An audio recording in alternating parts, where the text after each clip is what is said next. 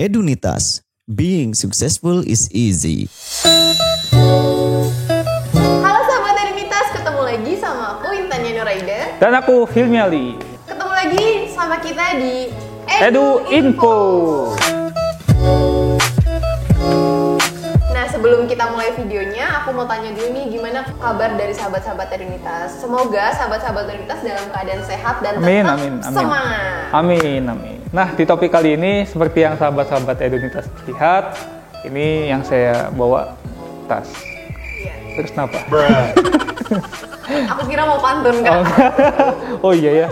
Nah, di sini sesuai dengan topiknya, kita mau bahas tipe-tipe mahasiswa saat kuliah. Betul. Oke, langsung masuk aja ke topiknya. Yang pertama ada tipe mahasiswa kuliah pulang alias kupu-kupu. Kupu-kupu, oke. Nah, sebutan ini sih cukup umum ya di mahasiswa.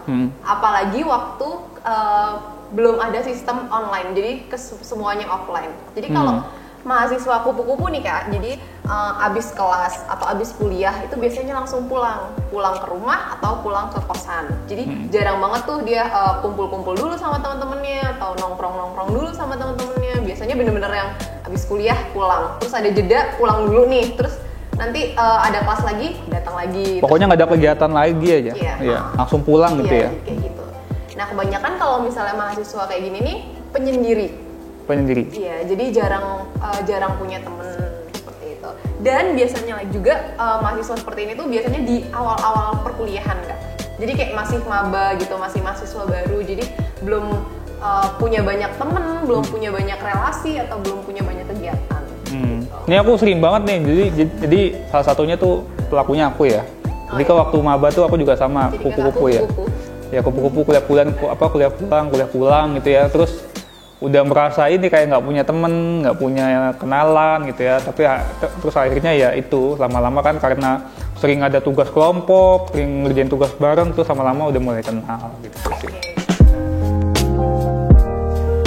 Nah, yang kedua, ini ada namanya kuliah rapat atau kura-kura gitu. Jadi biasanya orang yang punya banyak organisasi ya, ikut BEM, ikut organisasi, ikut LSM, macam-macam lah.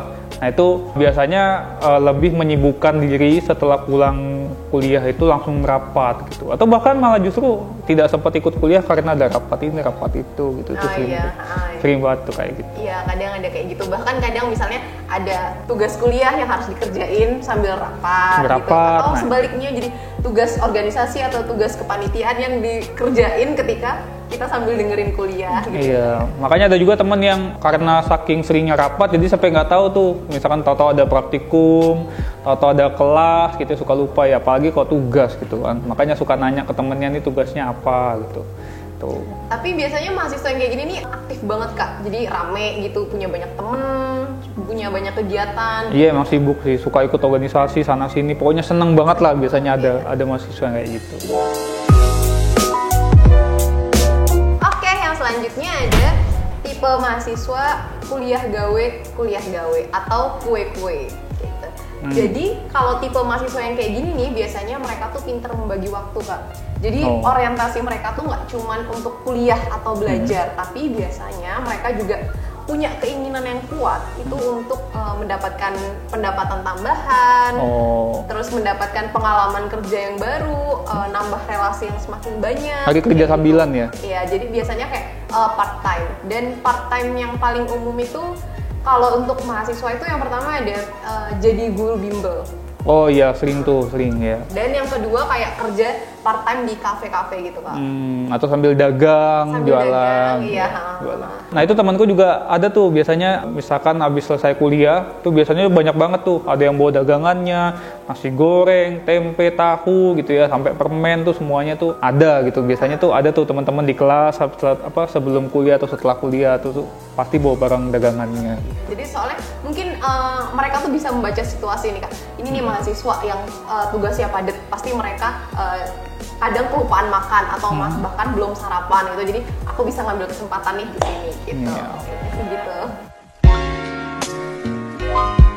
Nah, yang selanjutnya ini ada namanya kuliah nangkring atau kunang-kunang. Nah, itu biasanya mahasiswa yang termasuk kuliah nangkring ini, jadi setelah kuliah itu pasti dia menghabiskan waktunya tuh untuk bisa nongkrong, biasanya sama teman-temannya di kafe dimanapun gitu loh, dan dia suka ngajakin teman-temannya. Nah, ini biasanya kebanyakan mahasiswa itu yang biasanya dekat dengan tempat kampusnya gitu, dekat tempat tinggalnya dengan tempat kampusnya gitu. Jadi kenalannya tuh banyak gitu ya.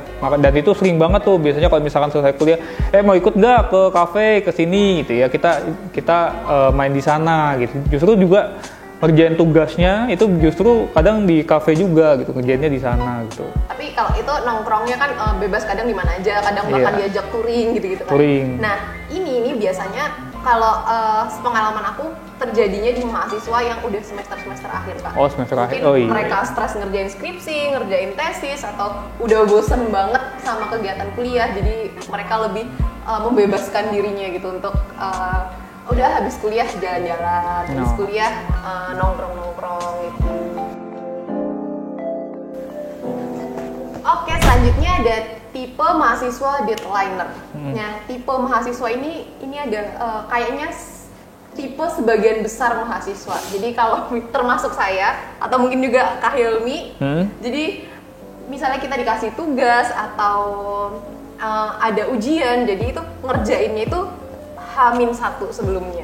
Jadi di malamnya gitu. Jadi sampai kadang begadang untuk ngerjainnya. Jadi kayak gitu. Ya biasanya itu kebiasaan itu ya, suka menunda biasanya. Okay. Atau enggak mungkin ada kesibukan lain gitu ya, sehingga ya pola pikirnya kita ngerjainnya pas H-1 deh gitu. Biasanya kan kayak Tapi gitu. biasanya aku sendiri ngerasain the power of kepepet, Kak. Jadi kalau misalnya kita udah kepepet banget nih, jadi tuh kayak otaknya langsung pinter ya. Oh iya. Langsung cemerlang gitu. Ya, berarti kecerdasannya meningkat ketika H-1 ya mendekati. Ketika kepepet. Ya, tapi jadi contoh ya. Oke. Nah, yang selanjutnya jadi ini ada mahasiswa juga yang ini nggak ada istilahnya ya, tapi ada juga mahasiswa yang pinter banget tapi nyebelin gitu ya. Gimana tuh, Kak? Nah, biasanya tuh kalau misalkan yang nyebelin tuh kayak saking karena dia pinter, jadi dia tidak memperhatikan perkataannya itu bisa menyinggung orang lain gitu. Padahal yang dia katakan benar gitu ya.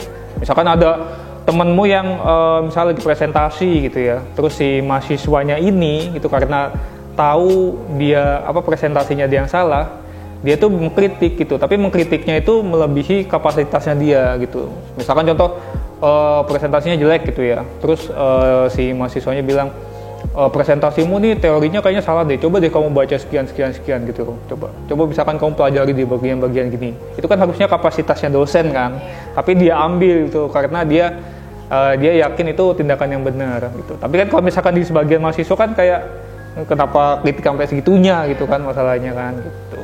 Sebenarnya sih niatnya baik, cuman caranya aja yang salah. Atau mungkin karena dia mengkritiknya tuh di depan banyak orang, terus yang bikin kita malu gitu. Iya, yang itu sering banget tuh yang kayak gitu tuh. Biasanya kalau misalkan ngadepin mahasiswa yang kayak gini ya sabar aja gitu. Dan jadikan itu sebagai motivasi buat kalian aja, walaupun mungkin yang dia lakukan itu kurang tepat gitu masalahnya. Atau mungkin kalau misalnya kita punya teman yang seperti itu, jadi salah satu teman dekatnya, kita bisa ngingetin, tapi ngingetinnya mungkin pelan-pelan atau juga nggak di hadapan orang banyak gitu, supaya dianya juga nggak malu ya kayak. Oke, itu ya dari kita ya mengenai tipe-tipe mahasiswa. Nah, buat teman-teman nanti kalau misalkan ada masukan lagi, tinggal tulis saja di kolom komentar. Oke, terima kasih sahabat-sahabat Trinitas yang udah nonton video ini, dan jangan lupa untuk like, comment, share, dan subscribe video ini. Sampai ketemu di video selanjutnya. Bye-bye. Edunitas, being successful is easy.